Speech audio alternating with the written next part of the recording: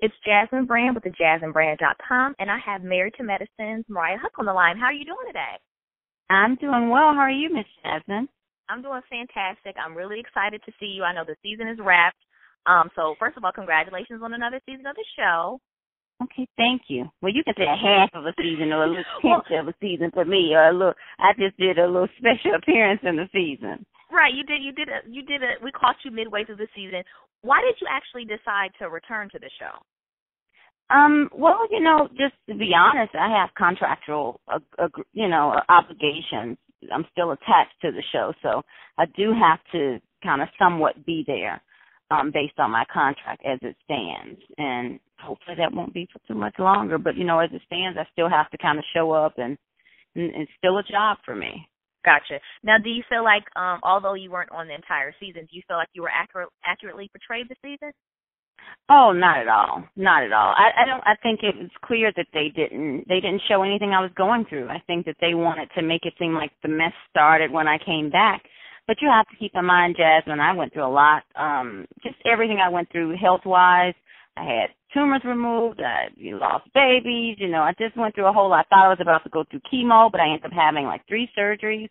And so they didn't show any of that. I filmed for 7, maybe 8 days straight, and that's it, where everybody else filmed 4 months. Gotcha. So it may have – so, no, I don't think they showed it accurate, because at the time I wasn't really caught up in the drama that was going on with the ladies. I was more, concerned about my health and my family's well-being during that time. Gotcha. Now, as you just mentioned, this season was very challenging for you and your husband and your family. Mm-hmm. Was that hard? You've shared things before that seemed to be challenging too. Was it hard this season, kind of sharing that part of your life? Yeah, it was the hardest thing I've ever been through in my 36 years. I'm about to be 37 next week, but this has been a really, really tough year for me and my entire extended family, because it just seemed like there's no one thing after the other, and it really makes you put your priorities, in place. But yeah, it was very hard because, unfortunately, even as the creator, I don't control the editing, and I didn't know how they were going to edit it, and it was such a vulnerable time, and it's personal, and so just dealing with those type of issues on TV, it was really hard, and I was so. I was just so vulnerable during that time, and I knew people weren't going to be respectful of that, not even in terms of my castmates. So yeah, it was really, really hard. Yeah. Now there were a few. I guess there were a few drama-filled moments with you and your husband. But as you mentioned, you didn't really film that much this season. Based on, I guess, what you filmed this season and what you saw on the show, is there anything that you regret at all? Not talking about the reunion, but just like what your involvement this season on the show. I'm not sure if I would have come back, honestly, because I wasn't ready. I really wasn't ready, but I was doing what I had to do, and I was in a position where I kind of, it's mandated that I had to be there. So once I got halfway well, I had to go back. So if I had to do it all over, I possibly would have just let them have 3rd season. Gotcha. When you say you weren't ready yet, what do you mean by that? I think I went through it had been an emotional roller coaster for me, with everything with the health, and I was in mourning. I had just suffered a major loss, and it was the first time I had ever dealt with something like that. So I didn't know. I didn't get a handbook, about it. Right. I didn't know it would be so tough. I didn't know, it was the first for me and my husband. So we were, just going through a whole lot during that time. So I didn't realize. I thought that, I could just be there and just let everything roll off my shoulders. I didn't even realize how vulnerable and emotional I was until they start picking nerves. Right. Gotcha. Yeah, they started jumping on them nerves, honey, and I realized I didn't have but one left. So I was like, ooh, why am I here? Right. Gotcha. Now, let's talk about your relationship with Quad a little bit. At one point this season, it looked like that you all might be repairing or sort of working on your friendship, but then it seemed like that didn't really happen. What do you think went wrong? I don't think anything went wrong or right. I think It was just we both were in a situation. I think once we started filming, they kind of told her to come to my house. And I'm not phony, and I'm not mad at Quad, but we went through I just think a lot happened, and rallying up the women and just doing all this stuff against me last season. I'm not saying I was perfect in our friendship, but I'm not the type of person that just jump right back in. It takes time. So I don't think anything. I just think it's just going to be a slow process. Well, I know for me it is. I feel like you already answered this, but I was going to ask you, I guess, what do you think it would take to sort of repair the friendship? Ooh, that's a really good question that I don't think only Jesus can answer. I don't really know. I don't. I really, really don't. I think time, possibly. Time, faith, prayer.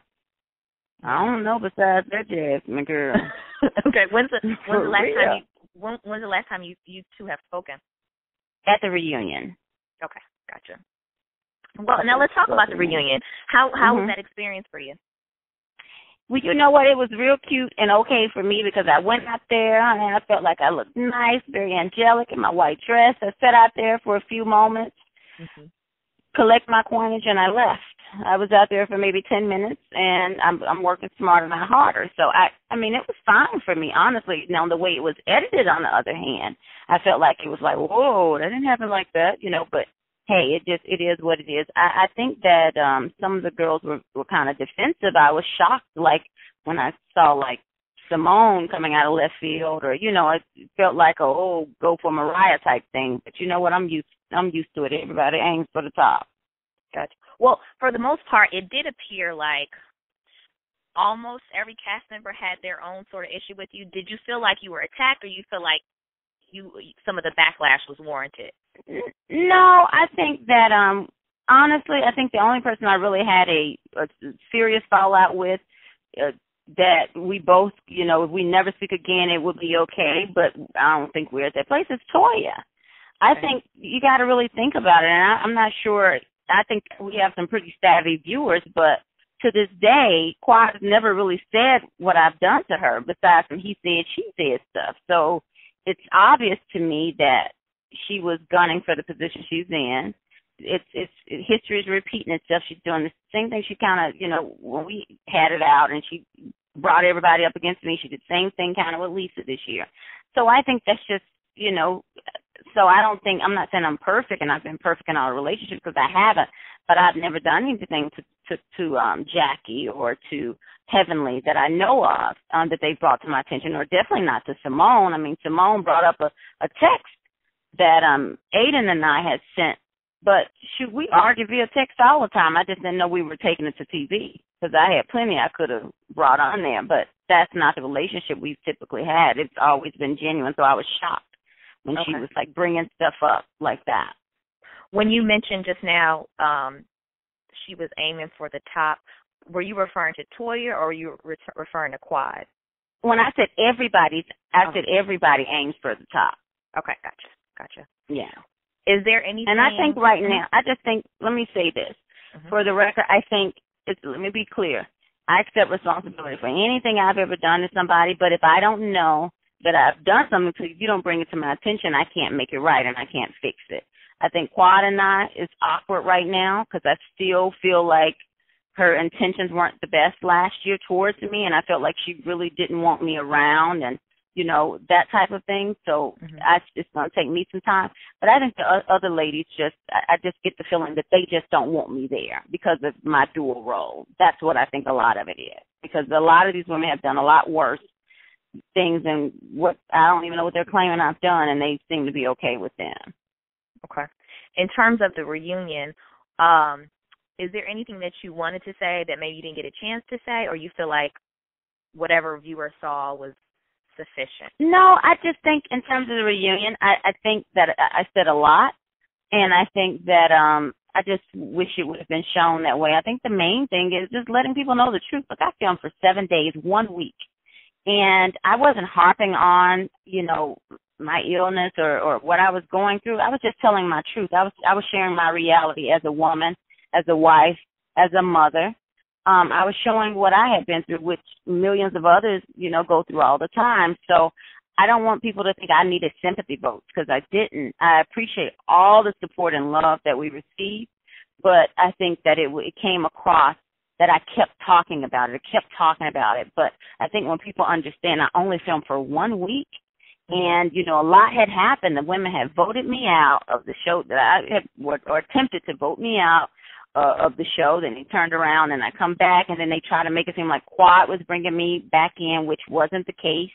I don't need anybody to bring me back into a group that I built. Like, it just doesn't work that way. So I just wanted people to know that, you know, I was emotional during that time, but I'm human.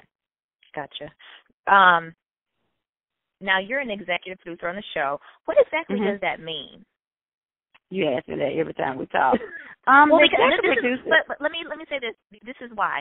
Because you have a dual role, and then, you know, I was watching Basketball Wives LA the other day. You know, Shawnee's on that show, and she's the executive producer. And I feel like people have different roles, so I feel like she may have the ability to hire and fire. And I was like, well, wait a minute. Well, you know what? Most EPs do. And I should as well. And a lot of people have been saying that, but what they don't get is Shawnee has a different type of relationship with her counterpart, with the production company. My production company does not want me around. Let me be clear. This is my creation. Purveyors of Pop don't want me to be a part of this. Not Bravo, but Purveyors of Pop. So the way they do that is by hurting me in front of the camera, since they can't control me behind the camera. So, I mean, I don't know if that helps. So it's not about, I mean, the power, you know, relies in the editing, I think, in terms of how they edit things. So, and I don't have creative control. I still have ownership of the show, but I don't have the creative control. Okay. Editing is done via Bravo or the production company? Both. Okay. With a production company, but Bravo approves it. Okay, gotcha. But Bravo really doesn't get in the middle of it, to be honest. It's just the platform that it's aired on. Okay, I gotcha. Now, do you have plans to come back for another season? Or what would it take, I guess, for you to return? You know, I think in order for me to come back, honestly, Jasmine, it's like this year was an eye-opening experience for me, because honestly, you know, the reason why I wanted the show is to really have something real, something legit on TV, you know, for minorities, to show successful minority families, the struggles, the highlights, the good and the bad. And so if they're not going to show, and I don't know if it's because they're guys and they don't get it, or they're not empathetic to it, but if they wouldn't even show a medical show, I'm married to medicine, and they wouldn't show all of the medical stuff I was going through, and they wanted to just put me in the middle of a mess when I was going through, really life-threatening stuff. So I think that says a lot. And so if they're not going to really share my life, you didn't see my family one time. And anybody that knows me know I'm all about family. So if they're not going to show the things that are most important to me, then what's the point of being a part of it? So I think I would have to be on one accord with the other producers, because I'm tired of fighting with them. It's not really the women. I have no issues with the women. They're just doing what they get paid to do, and but the only way I'd come back is if me and the producers are on one page, on the same page. Gotcha. I can't fight with them guys, girl. I understand. I want to move on and talk about other projects, but is there anything else that I didn't ask you about in terms of the show? No. I think that was it. And, one of the things that I'll tell you this, that happened at the reunion that I thought would have been good, and they cut out so much good stuff. I thought it could have been a really good reunion. The reunion could have been great, because a lot of people said a lot of good things, but they just took it in a different direction, and it just wasn't edited the way I thought it could have been. But like my husband shared how it has been a rough year for him as well. And I think sometimes we fail to take into consideration the men, and our spouses. And I think it was very touching to everybody. But that's not the role they have in mind for me. That's Jackie's role. Gotcha. Okay, I get it. For people, the sympathy role is, I don't need that, but we all will go through something where we need a hug. I don't care how tough you are. Everybody needs somebody at some point in their life. Yeah, I agree. So I've been digging in your Instagram and looking at your tweets, and I know you have some other projects going on. What else can you share about stuff that you have? Yes! I'm so excited. I just signed a production deal with with a One Bite Productions, which is G Garvin, Chef G Garvin. You know, I love to cook. I love culture, and I'm working on a food and culture show. That's the show that I'm hosting, and we're co-producing 2 other shows. A show about a few Persian restaurants in Atlanta, and another show, a wedding show that I think it's going to be it's a country wedding show. So I'm doing just a diverse roster of shows and just really get to expand my horizon. I'm excited about it because I think this time around I won't make the same mistakes, and I will have the control to do things creatively like I want to. So I'm excited about that. Those are exciting. How far along, I guess, are one of the shows, or has it? Because these are we're regular people. We don't know how. Goes. Okay. Well, my 2 of the shows are they're in pilot status, and the other show is just now getting ready to shoot their pilot. So they're pretty far along, and we have interest from a couple of different networks already. So that means that a couple of networks are paying us to do the pilot. To do the pilot for the shows. Okay. So it's very, very, very exciting. Okay, and for these shows, I know that you're on the production side. Are you on air for any of them? I'm on the food and cultures. Yeah, it's my show. One of the shows, the cooking show, like it's about food, fabulosity, fun, me hosting. What I do most, the cooking and diverse food and food fusion. So yeah, that's my show. That's the one. Our cooking show is. Okay, that's exciting. Is there anything else? Not that that's not enough. Is there anything else you have going on? No, that's it. I got my hands tied with that, honey. That's enough for me. I don't need too much. Just give me a few little good things, and I'm good to go. Perfect. Now, before every time I interview you, or every time I interview everyone, I always ask general life questions. So some of them I'm sure you heard before because I've interviewed you a few times, but you have to answer them again because your things have changed. So anyway. What is your biggest fear? My biggest fear is not living a purpose-driven life. Okay. What is one job that you'd never want to have? A stripper. It's too much damn work. Climbing on poles and all my acrobats and stuff. Ain't nobody climb on the ceiling, girl. Okay. What have you learned about love? That is blind. That's colorblind. Okay. What is your go-to song? We Fall Down, but We Get Up by Donnie McClurkin. Okay. What's the best business decision you ever made? It's to invest in myself. Okay. What's one thing? Okay. Okay. What's one thing you spend way too much money on? My damn kids. For real, honest. If you could be any animal, what would you be? What I am, a damn eagle, and soar by myself up in the top of the sky near God, if I can, honey. Okay. What's one thing that most people, the public, I guess, don't know about you? That I'm super duper sweet and a softy on the inside. I'm tough on the outside, but softy on the inside. Okay. Last question. What lesson in life took you the longest to learn? When people show you who they are, believe them the first time. Okay. Well, is there anything else you want to talk about that we didn't cover, that I skipped over? No. I always enjoy talking to you. I really do. You always just have the sweetest spirit. I just want to tell you that. I always enjoy talking to you. Well, thank you. I appreciate